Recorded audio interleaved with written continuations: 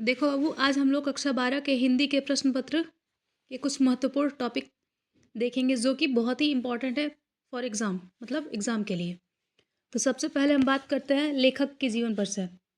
देखिए, हमें 2 लेखक के जीवन परिचय में से कोई एक मिलेगा, जिसमें से हमें दोनों याद करना है। 2 में से एक कन्फर्म है कि आपके 2024 में पूछ दिया जाएगा। जैसे कि पहले हैं आपके डॉक्टर वासुदेव शरण अग्रवाल तथा दूसरे हैं डॉक्टर हरिराज प्रसाद।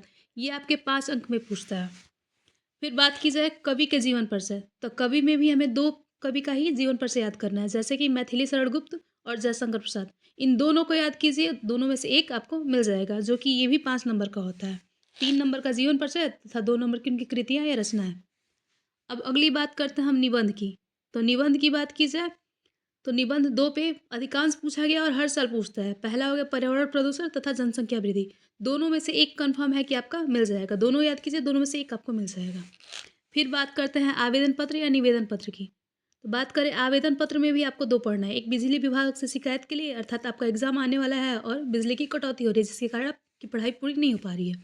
और दूसरा आप कहेंगे कि दूषित जल, या कह सकते हैं कि पर्यावरण प्रदूषण, अर्थात आपकी ओर चारों ओर जल जो है प्रदूषित जल सप्लाई हो रहा है जिसके कारण काफ़ी लोग बीमार हो रहे हैं।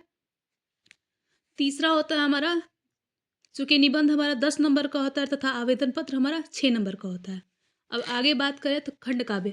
खंड काव्य में रश्मि रथी आता है। देवरिया वालों को रश्मि रथी पढ़ना है। अर्थात रश्मि रथी में कर्ण की कहानी है। जब कर्ण दुर्योधन के मित्र थे और अभी युद्ध, महाभारत का युद्ध नहीं हुआ था, उससे पहले जब पांडव तथा कर्ण के बीच पहला युद्ध हुआ था, वहाँ की कहानी है, तो उसे देख लीजिएगा। ये भी बहुत महत्वपूर्ण है। ये भी 5 नंबर में, हर साल 5-6 नंबर में पूछा गया है।